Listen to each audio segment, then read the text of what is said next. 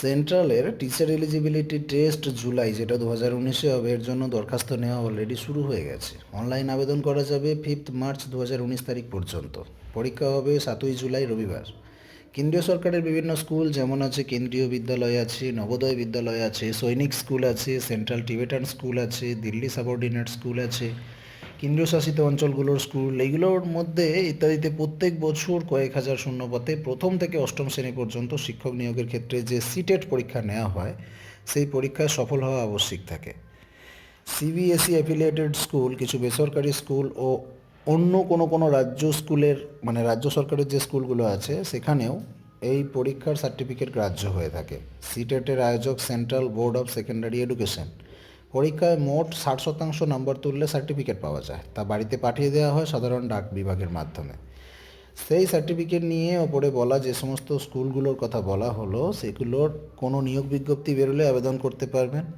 সংরক্ষিত শ্রেণীর প্রার্থীরা নিয়োগের ক্ষেত্রে সংশ্লিষ্ট কর্তৃপক্ষের নিয়ম অনুযায়ী বিভিন্ন নম্বর অনুযায়ী ছাড় পাবেন, অগ্রাধিকার পাবেন। সার্টিফিকেট ব্যবহার করা যাবে ফল বেরোনোর পর 7 বছর পর পর্যন্ত। একজন যতবার খুশি এই পরীক্ষায় বসতে পারেন, আরও ভালো স্কোর করার চেষ্টায়। শিক্ষকতা চাকরিতে আবেদন করার সময় সেরা স্কোরটি ব্যবহার করতে পারবেন। বছরে 2বার এই পরীক্ষার আয়োজন করা হয়, ফেব্রুয়ারি ও সেপ্টেম্বর মাসে। পরীক্ষা এবছরই হবে, তারিখ যথাসময়ে ওয়েবসাইট থেকে জানা যাবে। শিক্ষাগত যোগ্যতা কী থাকে? প্রথম থেকে পঞ্চম শ্রেণীর শিক্ষকতার জন্য প্রথমত 50% নম্বর নিয়ে উচ্চ মাধ্যমিক বা সমতুল সঙ্গে এলিমেন্টারি এডুকেশনে 2 বছরের ডিপ্লোমা পাস বা অবতীর্ণ হতে হবে।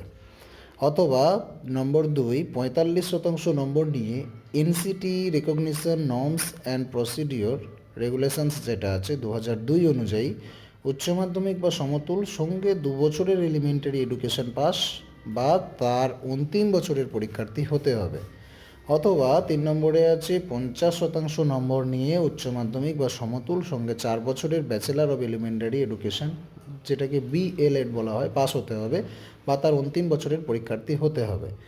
অথবা 4 নম্বর 50% নম্বর নিয়ে উচ্চ মাধ্যমিক বা সমতুল সঙ্গে এডুকেশন, মানে স্পেশাল যেটা এডুকেশন, সেখানে এডুকেশনে 2 বছরের ডিপ্লোমা পাস বা তার লাস্ট ইয়ারে অ্যাপিয়ার হতে হবে। অথবা 50% নম্বর নিয়ে গ্র্যাজুয়েট ডিগ্রি সঙ্গে বিএড পাস বা তার অন্তিম বছরের পরীক্ষার্থী হতে হবে। এইগুলো প্রত্যেকটা অথবা দেওয়া আছে। এই 5টার মধ্যে যে কোনো একটা যোগ্যতা থাকলেই কিন্তু আপনি যোগ্য এই পরীক্ষায় বসার জন্য। ষষ্ঠ থেকে অষ্টম শ্রেণী পর্যন্ত শিক্ষকতার জন্য যোগ্যতার ভাগটা একটু আলাদা। প্রথমত গ্র্যাজুয়েট ডিগ্রি থাকতে হবে, সঙ্গে এলিমেন্টারি এডুকেশনে 2 বছরের ডিপ্লোমা বা লাস্ট ইয়ারের অ্যাপিয়ার হতে হবে। অথবা 50% নম্বর নিয়ে গ্র্যাজুয়েশন সঙ্গে 1 বছরের ব্যাচেলার অব এডুকেশন পাস বা তার লাস্ট ইয়ারের অ্যাপিয়ার হতে হবে। অথবা 45% নম্বর নিয়ে গ্র্যাজুয়েশনের সঙ্গে 1 বছরের ব্যাচেলার অব এডুকেশন পাস বা তার অন্তিম বছরের পরীক্ষার্থী হতে হবে। যদি 45% নম্বর নিয়ে করেন, সেক্ষেত্রে এনসিটির সময়ে সময়ে প্রযোজ্য রেগুলেশন বা রেকগনিশন নর্মস অ্যান্ড প্রসিডিওর অনুযায়ী আপনাদেরকে ক্রাইটেরিয়াটা ফুলফিল করতে হবে। অথবা 50% নম্বর নিয়ে উচ্চ মাধ্যমিক বা সমতুল সঙ্গে 4 বছরের এলিমেন্টারি এডুকেশন পাস বা তার অন্তিম বছরের পরীক্ষার্থী হতে হবে। অথবা 50% নম্বর নিয়ে উচ্চ মাধ্যমিক বা সমতুল সঙ্গে 4 বছরের বিএসসিএড অথবা বিএড বা বিএসসিএড পাস বা তার অন্তিম বছরের পরীক্ষার্থী হতে হবে। অথবা 50% নম্বর নিয়ে গ্র্যাজুয়েশনের সঙ্গে 1 বছরের স্পেশাল বিএড থাকতে হবে এডুকেশনের উপর। তাহলেই কিন্তু আপনি পরীক্ষায় বসতে পারবেন। ওপরের সব ক্ষেত্রে ডিএড স্পেশাল এডুকেশন যোগ্যতার প্রার্থীদের ক্ষেত্রে চাকরিতে নিযুক্ত হলে 6 মাসের বিশেষ একটি ট্রেনিং নিতে হবে এলিমেন্টারি এডুকেশন বিষয়ে। তপশিলি, ওবিসি এবং শারীরিক প্রতিবন্ধী প্রার্থীদের জন্য নম্বরে 5% ছাড় থাকে।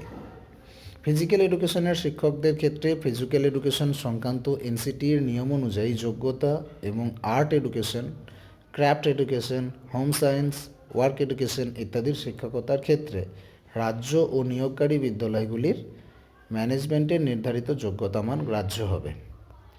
পরীক্ষার পদ্ধতি কীরকম থাকে? প্রথম থেকে পঞ্চম শ্রেণীর পরীক্ষায় থাকবে চাইল্ড ডেভেলপমেন্ট অ্যান্ড পেডাগগি, 30টি প্রশ্ন, 30টা নাম্বার। তারপরে থাকে ল্যাঙ্গুয়েজ 1, এখানেও 30টি প্রশ্ন, 30টি নাম্বার।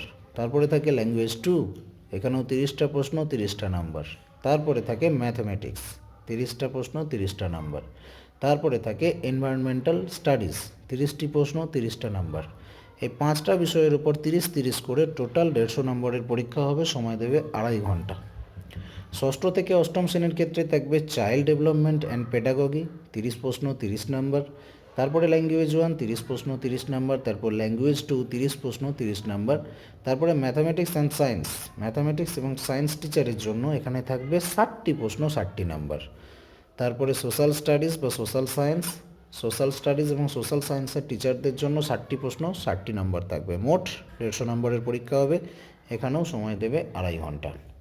পরীক্ষার ফি থাকে পেপার 1 বা পেপার 2 এর জন্য পরীক্ষার প্রতি ফি পেপারের জন্য 700 টাকা লাগে। কোনো প্রার্থী পেপার 1 ও পেপার 2 দুটো পরীক্ষাই দিতে চাইলে ফি বাবদ 1200 টাকা দিতে হবে। তপশিলি জাতি বা উপজাতি প্রার্থীদের পেপার 1 বা পেপার 2 এর জন্য ফি বাবদ 350 টাকা এবং পেপার 1 ও পেপার 2 দুটো একসঙ্গে করতে চাইলে 600 টাকা দিতে হবে। ব্যাংকের সার্ভিস চার্জ এবং সার্ভিস ট্যাক্স এর সঙ্গে কিন্তু যোগ হবে। আবেদনের পদ্ধতি কীরকম? www.ctet.nic.in, official website www.ctet.nic.in। এইখানে অফিসিয়াল ওয়েবসাইটে গিয়ে অনলাইনে আবেদন করতে হবে। দরখাস্তে নিজের বৈধ ইমেল আইডি এবং মোবাইল নাম্বার কিন্তু দিতেই হবে। অনলাইন আবেদন করার আগে নিজের একটা recent passport size photograph 3.5x4.5 semi মাপের কিন্তু স্ক্যান করে রাখতে হবে এবং যে স্বাভাবিক নর্মাল সিগনেচার সেটাও কিন্তু 3 থেকে 30 কেবির মধ্যে 3.5x1.5 সেমি মাপের কাগজে কিন্তু স্ক্যান করে রাখা দরকার আছে, কারণ ওগুলো আপলোড করতে হবে। অনলাইন আবেদন করার সময় নির্দিষ্ট স্থানে আপলোড করার দরকার সেগুলো। আবেদন করা যাবে আগামী 5 মার্চ বিকাল 5টা পর্যন্ত। ফি জমা দেওয়া যাবে 8 মার্চ বেলা 3:30 পর্যন্ত। 8ই মার্চ অবধি ফি জমা দেওয়া যাবে আর আবেদন করা যাবে 5ই মার্চ পর্যন্ত। অন্যান্য প্রাসঙ্গিক তথ্যগুলো জানতে পারবেন এই অফিসিয়াল ওয়েবসাইটে ctet.nic.in। ভিডিওতে পাওয়া ইনফরমেশান যদি ভালো লাগে ভিডিওটিকে লাইক এবং শেয়ার করে অন্যান্য চাকরি প্রার্থীদের কাছে পৌঁছে দেবেন। আপনার যদি কোনো সমস্যা থাকে অবশ্যই কমেন্ট করুন, আমি তার উত্তর দেব। পরবর্তী ভিডিওতে ফিরে আসছি, চ্যানেলটিকে সাবস্ক্রাইব করে সঙ্গে থাকুন। ধন্যবাদ।